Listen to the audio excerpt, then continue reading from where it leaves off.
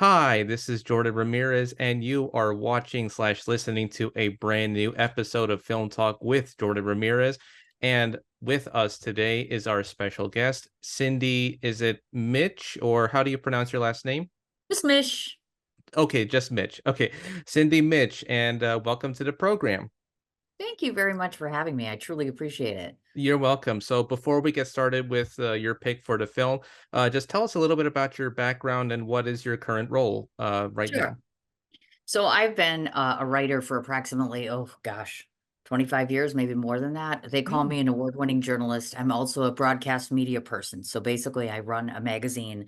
I have a radio show, and more recently, I started hosting a show on public access television that's in, I think, 12 states now. I Mm. also, of course, on the film side of things, I cover 7 festivals a year. I'm a film judge slash film reviewer.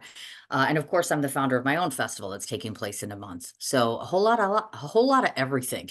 Yes.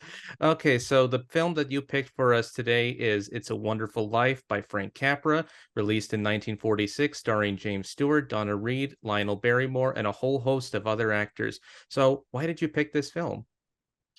Well, there's a couple different reasons. For one, when I was young, I can remember that the whole family had just a nostalgic, it was like a tradition every single year. You have Christmas, you watch It's a Wonderful Life. We were very big on classical movies. In fact, that's something that's carried with me, out now into adulthood. I used to run an entire film festival that showed only black and white movies. So I have a Hmm. huge affinity for black and white, for one. I love Jimmy Stewart. I was very blessed in 2018 to find the love of my life, and I used to call him my George Bailey because he was in many, many ways. And so that kind of became our film, so to speak. So I think it's significant not only because of my younger years, but clearly, when the love of your life is literally in a movie in front of you, it's kind of hard to dispute that it's your favorite. Oh, wow. Meaning, did you meet James Stewart or any of the actors from the film? No, in fact, I know that there is a museum. It's a Wonderful Life has a museum in a part of New York, and I go to New York for work all of the time. So Mm. I have spoken to them before about coming and covering the museum, etc. I have not reached out to interview any of the remaining cast members. And I say that Mm. only because, well, A, lack of time, but then second of to have a day with Jimmy Stewart would have been amazing, right? Like Yeah. to know those folks and talk to them about old Hollywood, I think is something that unfortunately we can't have. So that Mm. would be one of the main reasons why nothing has come of that yet is I miss the old classic Hollywood. Yeah. So I'm not sure I would be able to do it proper justice with the biggest components missing because I think there's only one of the children that's left living at this point. Oh, wow. Mm. Yeah, I think one of the child actors who was in the film, I don't know if it's like two or three that are still around now. Mhm. Right. Yeah, I mean, this is the film that has appeared in Christmas time. This is a film that has appeared every holiday season, and surprisingly, this film, when it was originally released, it was not a hit. Right. It was only a classic in the years after it was released, because it was originally in the public domain, and somehow, through, I guess, a legal loophole, it came back to resonance, and it was one of the films that was selected by the Library of Congress with James Stewart, who pushed, along with other directors and actors, for the establishment of what is known now as the National Film Preservation Board, which its goal is to restore and preserve not only classic films of Hollywood, but also a number of different films. And this film was one of them that was inducted in 1990. Sure. Yes, it's absolutely true. So yeah, do you have any suggestions that are similar to It's a Wonderful Life, or maybe similar because maybe of the stars or the director of the film?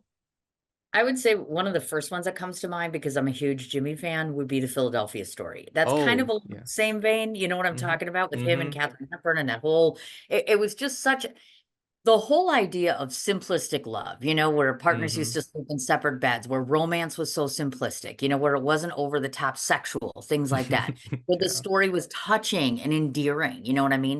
Hmm. Casablanca is another one that comes off the top of my head.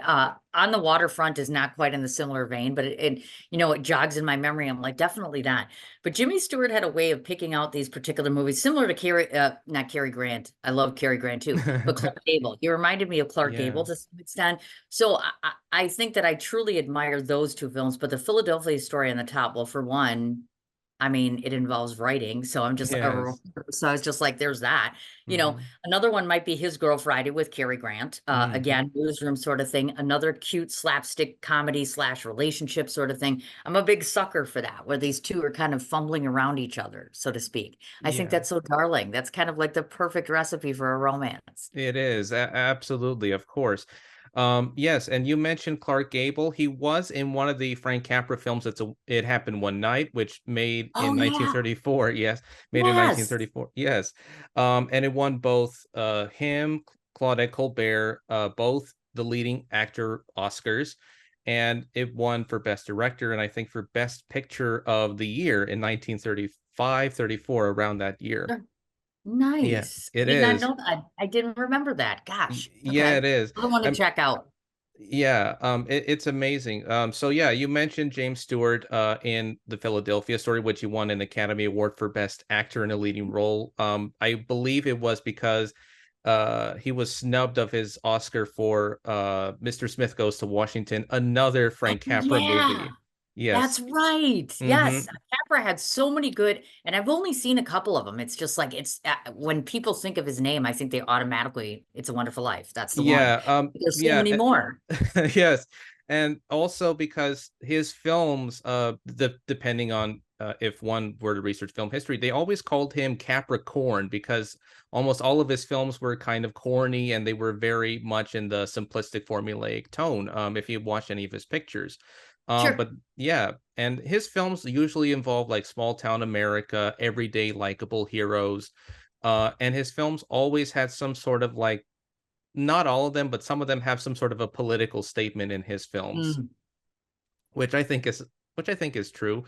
But he also had delved in some other interesting films that he made, including Lost Horizon. I think that was him from Colombia. He also did Mr. Deeds Goes to Town, also with Gary Cooper and Jean Arthur. He did a lot of these films, and I think one of the last films he made was the Betty Davis film Pocket of Miracles that he made for United Artists. Okay.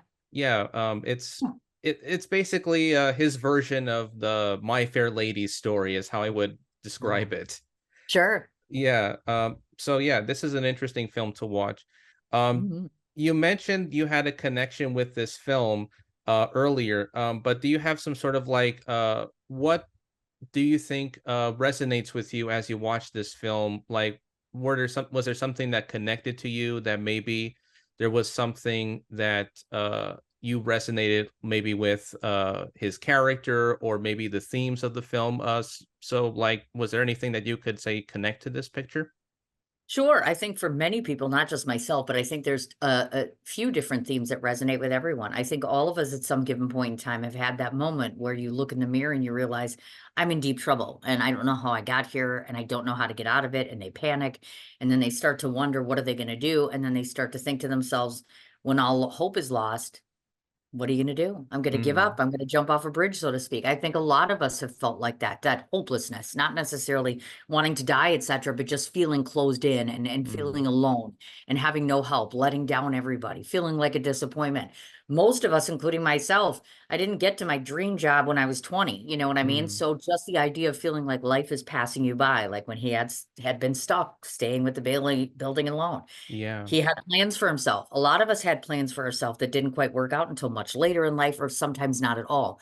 So I Mm. definitely can relate to that.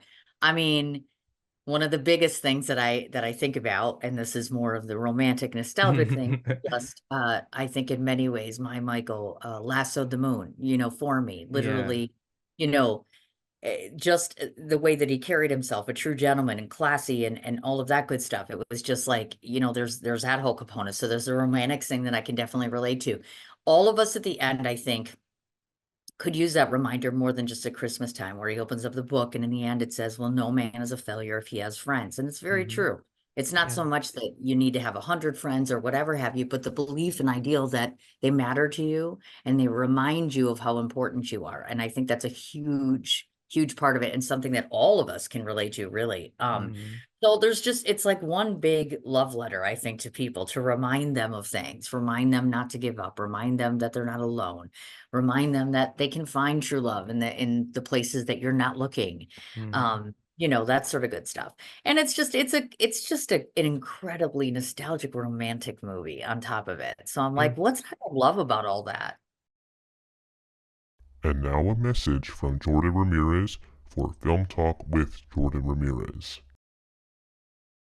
I want to take a break from this episode to thank my listeners/viewers who watch the videos on my YouTube channel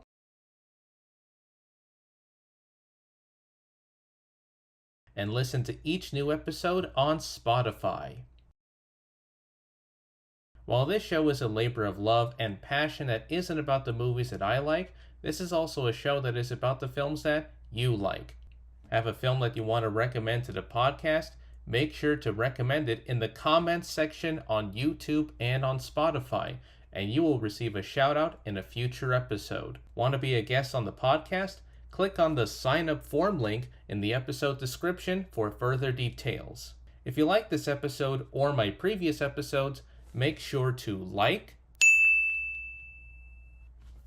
share, and subscribe for more interviews in the near future. The goal for this channel is to reach up to 100 subscribers both on YouTube and on Spotify. It's just that easy. And now, back to our regularly scheduled episode. And you mentioned the missed opportunities that he had because he had big plans for himself from in the movie. It begins like it flashes back to 1919 when he was a kid and he had this National Geographic magazine, and he told young Mary Bailey, well, Mary Mhm. before he married her, Yes. that he was thinking about exploring the world and he was thinking about going on these trips, and he never got to do it because whenever he was thinking about doing it, he always put the company that his father and his uncle put first, and he never got the chance to do it because like he was thinking about going to college, and then of course Right. when Mr. Potter was threatening to close down the building and loan, they were going to keep it open on condition that George Bailey were to stay. But if he were to leave, they would have voted with the other guy. So it was like he had no choice, but he had Right. to remain. And his brother ended up going to college. And there were a lot of things that I thought were interesting as you watched this film because um, James Stewart, as I noticed, he's an interesting and complex actor because one would think of him as the aw shucks, really sweet type of guy, but he also has sort of a dark, complex side as well. When you watch not just this film, but maybe like his other pictures, like his westerns, or maybe some of the film noirs that he made, that he could transition to a darker version of himself, which I find very interesting as an actor. Oh yeah, absolutely. The duality, like any actor that can do both sides of the fence, like a Denzel Washington, where they're Mm-hmm. so classically a good guy, then all of a sudden, you watch American Gangster, and you're just like, Yes. oh my God, where did the nice Denzel go? Or Fences, because he's not really a nice guy in that either. No. So I have such respect for the duality when it comes to being an actor. Mm-hmm. Absolutely. Not just him, but also the other actors who I would give credit to in this film, such as, of course, Donna Reed, Gloria Grahame, Clarence, of course, Henry Travers, always there to provide sort of like the brightness of the film.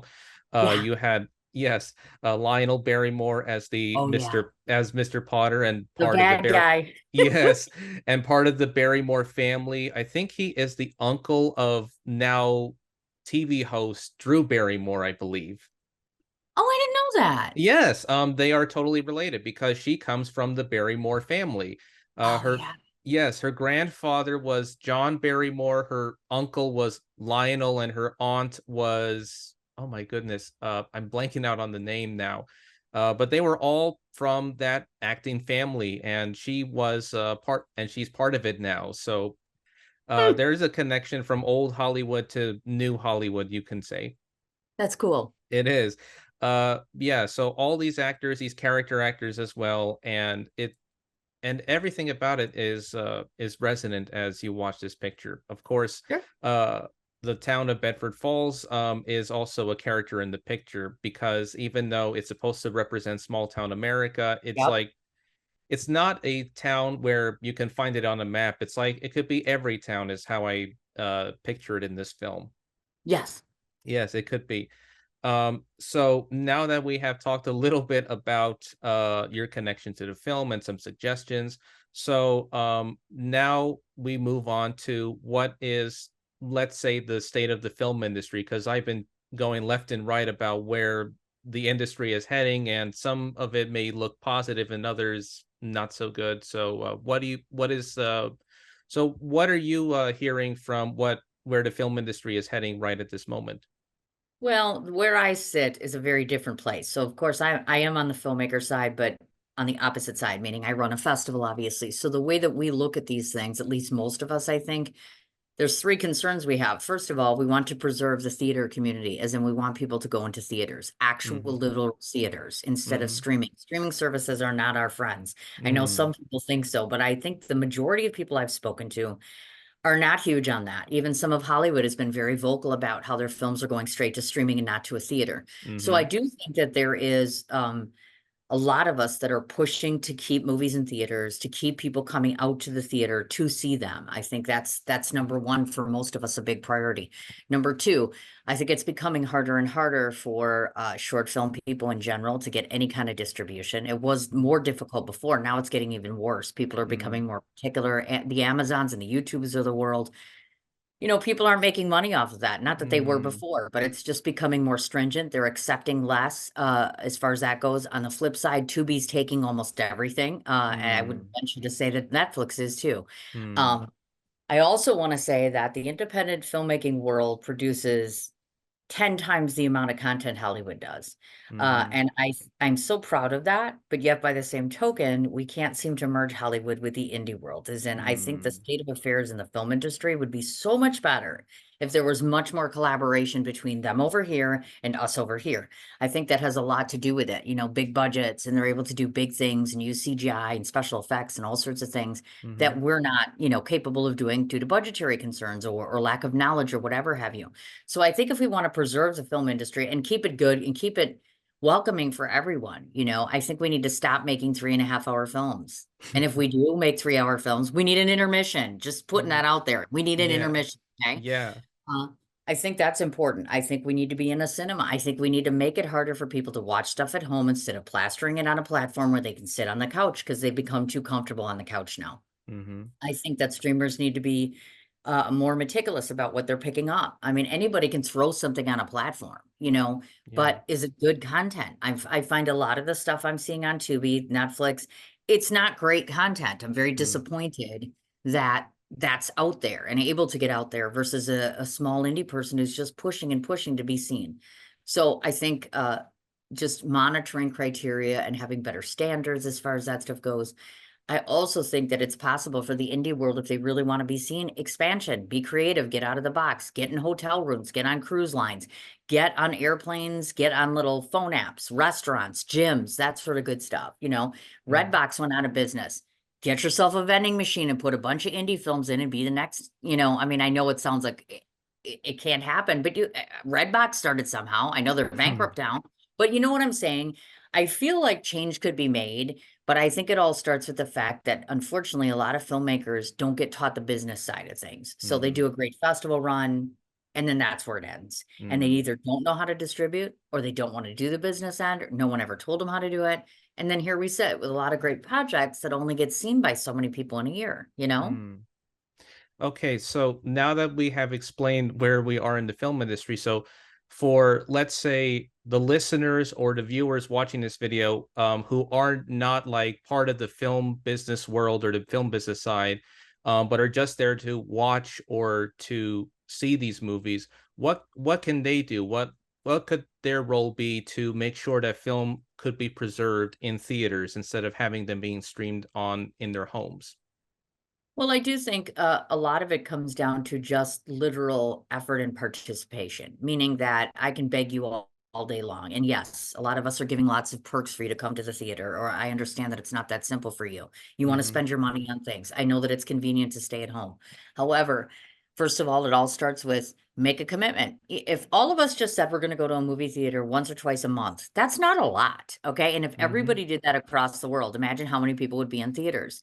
people need to remember that it's not like the world is owned by AMC, Marquette, and Regal, etc. There's a ton of little independent theaters. There's a whole lot of drive-ins out there, folks. Believe it or not, that's a theater. You get to sit outside. It's romantic. You get to sometimes bring your own food, that sort of good stuff. It starts with a commitment to say, hey, we want to keep theaters full. We also need to have, whether they like to hear it or not, there are not enough people that mirror somebody like a Martin Scorsese that's saying, hey, we need to have people getting out into a theater. We need to insist that celebrities are more vocal, like Jake Gyllenhaal. When his movie came out for Roadhouse 2, he was all about, like, why aren't we having this in a theater? The director in particular was like, we were promised we were going to a theater run, and now it's on Amazon.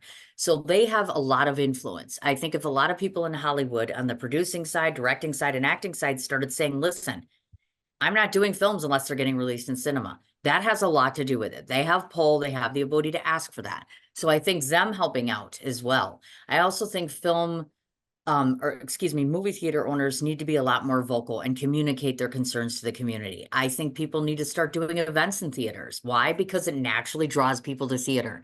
I think anything and everything that could be done to help theaters right now should be done. Because I don't think people realize how easy it can be for many of them to just shut down and never reopen. And that's what's happening right now.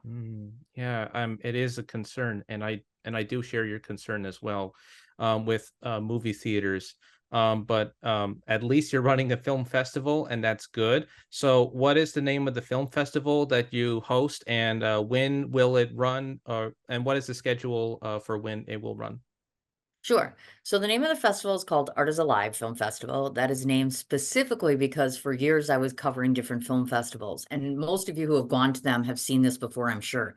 A lot of times people will go to the step and repeat banner, take pictures half the time. If there's a celebrity there, they are inundated with wanting to get the attention of a celebrity.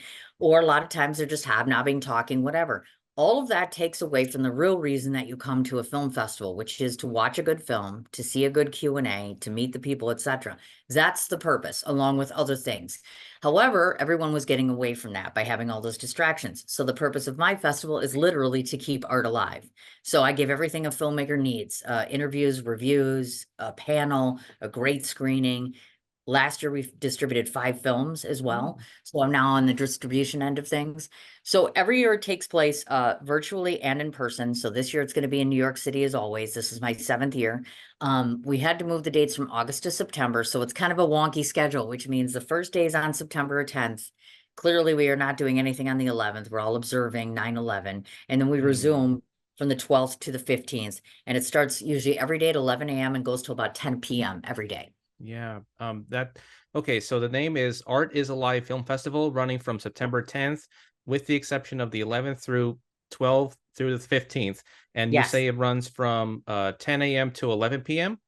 11 a.m. to 10 p.m. Okay, every day. I got the times mixed up. That's okay. Yeah, 11 a.m. to 10 p.m. And it's amazing. So, do you have any people like film judges or anybody booked for this upcoming festival that maybe people would think about maybe going to see?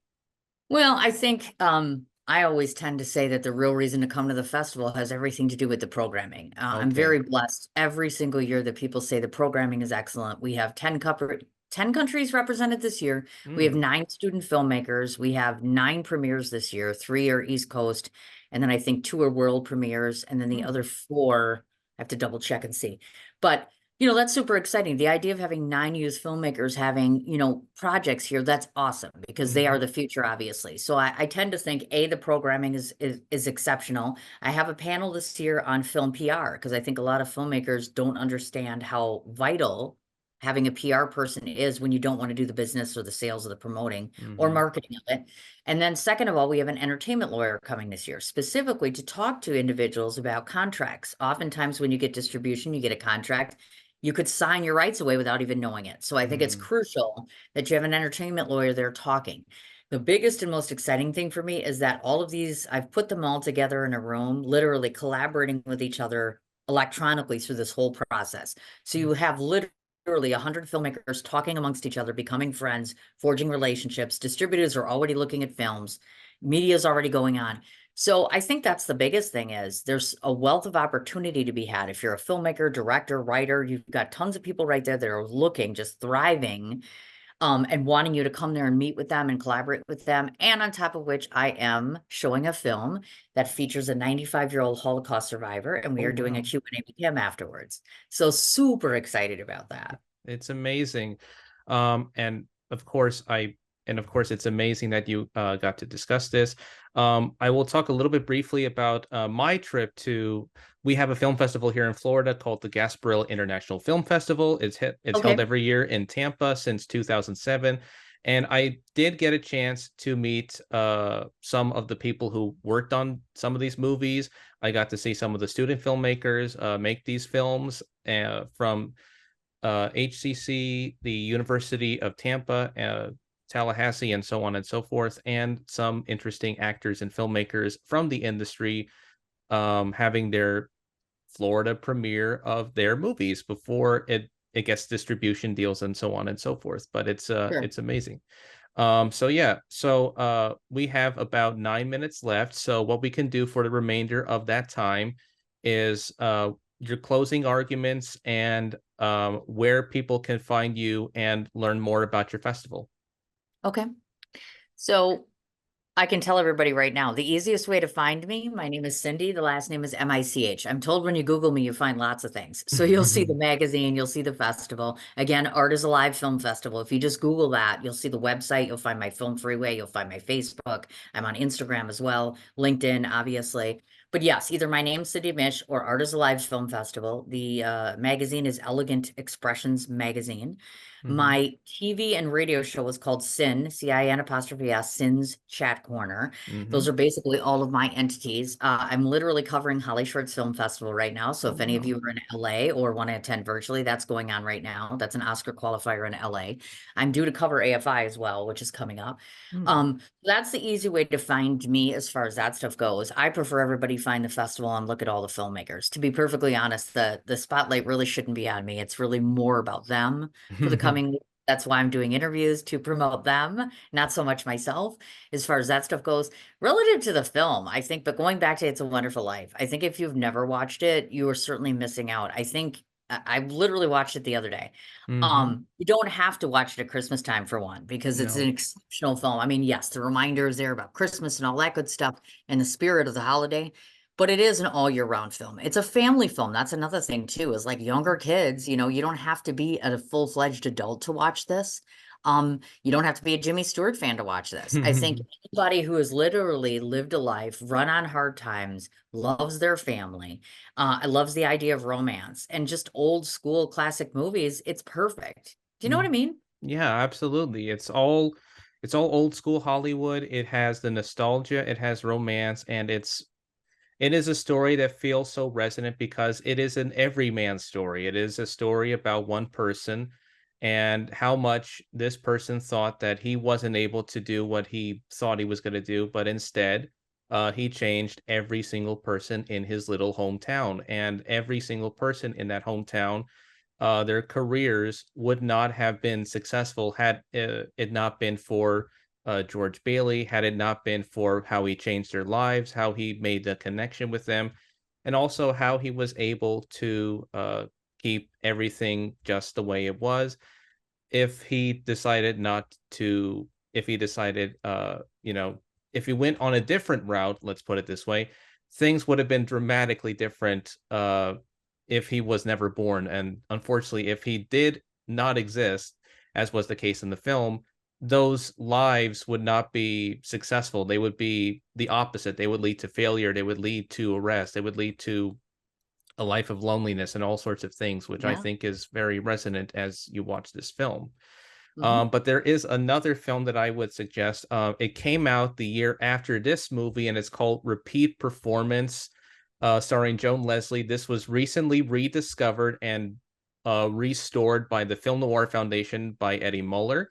And this one is a pretty interesting film. It's basically the story about a woman who murdered her husband, and she wished she would go back to the beginning of the year and not repeat the mistakes. So it's Oh, basically what this movie is about. You can find this film from Flickr Alley. It's on DVD and Blu-ray for those who have never seen it. And it's an amazing and very interesting film. It made its premiere on TCM a few years ago.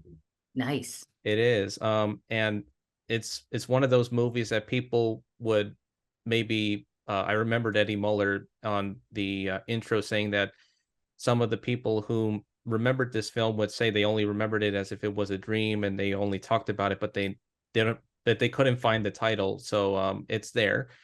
Sure. Yeah, and it's a great film to watch for those who have never seen it. And he called it basically the pessimistic or film noir version of It's a Wonderful Life, because its themes are similar, but it's more the opposite effect is what the film is about. Sure. Yeah, so Joan Leslie in repeat performance. You could find it on Flickr Alley, DVD and Blu-ray.